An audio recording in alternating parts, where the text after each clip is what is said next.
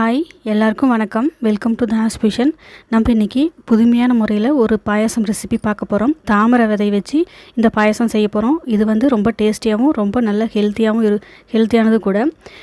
இது நீங்கள் ஒரு தடவை செஞ்சு பாருங்கள். டேஸ்ட்டும் ரொம்ப நல்லாயிருக்கும்.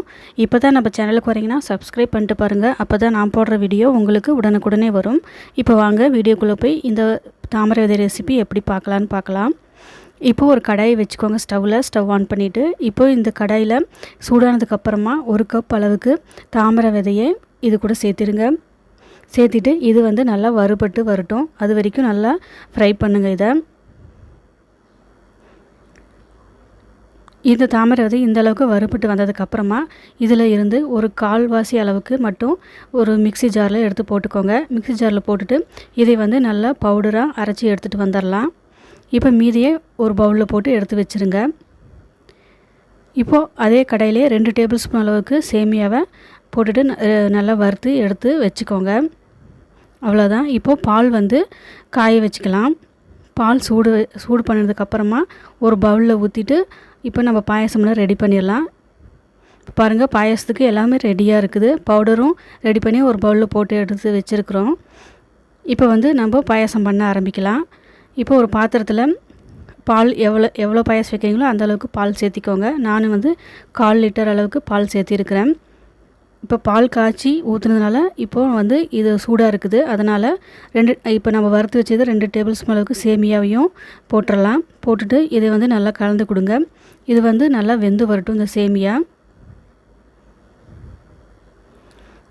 இப்போ இந்த சேமியா நல்லா வெந்து வந்ததுக்கப்புறமா நம்ம இது கூட இனிப்பு வெல்லம் வேண்டாம், சர்க்கரை சேர்த்திக்கோங்க. 2 டேபிள் ஸ்பூன் இல்லைன்னா 3 டேபிள் ஸ்பூன் அளவுக்கு சேர்த்திக்கோங்க. நீங்கள் எந்த அளவுக்கு செய்கிறீங்களோ அந்தளவுக்கு சர்க்கரை சேர்த்திக்கோங்க. இப்போ இந்த சர்க்கரை சேர்த்ததுக்கப்புறமா நல்லா கலந்து கொடுங்க. சர்க்கரை நல்லா கரைஞ்சி வரட்டும். இப்போ சர்க்கரை நல்லா கரைஞ்சி இந்த மாதிரி வந்ததுக்கப்புறமா இது கூட ஒரு பிஞ்ச் அளவுக்கு மட்டும் உப்பு சேர்த்திக்கோங்க. அப்போ தான் டேஸ்ட் நல்லா இனிப்பு அதிகமாக எடுத்துக்கோட்டும். இல்லைன்னா சர்க்கரை இனிப்பு எடுத்து காட்டாது. அதனால் இதை சேர்த்திக்கோங்க. இப்போ இது நல்லா கலந்து விட்டாச்சு. இப்போது நம்ம மிக்சியில் அரைச்சி வச்சுருக்கிற தாமரை விதை பவுடரை 3 டேபிள் ஸ்பூன் அளவுக்கு இதில் சேர்த்திக்கோங்க. சேர்த்திட்டு இதை நல்லா கலந்து கொடுத்துருங்க.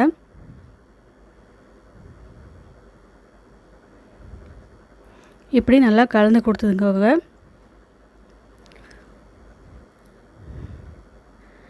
ஒரு கொதி வந்தால் போதும். ரொம்ப நேரம் கொதிக்கணும் அவசியம் கிடையாது. ஏன்னா ஏற்கனவே வறுத்து அரைச்சிருக்கிறோம் இதை. இப்போ இந்த அளவுக்கு நல்லா வெந்து வந்துருச்சு. இப்போ இந்த ஸ்டேஜில் நம்ம இது கூட அடுத்ததாக நம்ம சேர்த்த போகிறது என்னென்னு பார்த்தீங்கன்னா, இப்போது அடுத்ததாக நம்ம வறுத்து வச்சுருக்கிற தாமரை விதையை இது கூட சேர்த்திக்கோங்க. சேர்த்திட்டு ஒரு 10 செகண்ட் இல்லைன்னா 15 செகண்ட் மட்டும் இருந்தால் போதும். ஒரு கொதி வந்தால் போதும். ஏற்கனவே வறுபட்டு இருக்கிறனால ரொம்ப நேரம் இருக்கணும்னு அவசியம் கிடையாது. இது மாதிரி நல்லா ஒரு தடவை கலந்து விட்டுருங்க. அவ்வளோதான். இப்போ நல்லா கலந்து விட்டாச்சு. இதை ஒரு பக்கம் எடுத்து வச்சிடலாம். இப்போது அதே அடுப்பில் நம்ம ஒரு தாளிப்பு கரண்டி வச்சுட்டு 1 டேபிள் ஸ்பூன் அளவுக்கு நெய் விட்டுக்கோங்க. நெய் இல்லைன்னா எண்ணெய் விட்டுக்கோங்க, உங்கள் விருப்பம்தான். இப்போ நான் நெய் விட்டுருக்கிறேன். நெய் விட்டதுக்கப்புறம் இது நல்லா சூடானதுக்கப்புறம் முந்திரி பருப்பு ஒரு கைப்பிடி அளவுக்கு சேர்த்திருக்கிறேன். இது நல்லா வறுபட்டு வரட்டும். வந்ததுக்கப்புறமா நம்ம ஏற்கனவே பாயாசம் வச்சுருக்கீங்களா அதில் இதை கொட்டிடலாம். இது கூடவே அடுத்ததாக ஏலக்காய் தூள் 1/4 டீஸ்பூன் அளவுக்கு சேர்த்திக்கோங்க. சேர்த்துட்டு நல்லா கலந்து கொடுத்துக்கோங்க. 1/4 டீஸ்பூன் அளவுக்கு சேர்த்திக்கோங்க. சேர்த்திட்டு இதை நல்லா ஒரு தடவை கலந்து விட்டுருங்க. அவ்வளோதான்.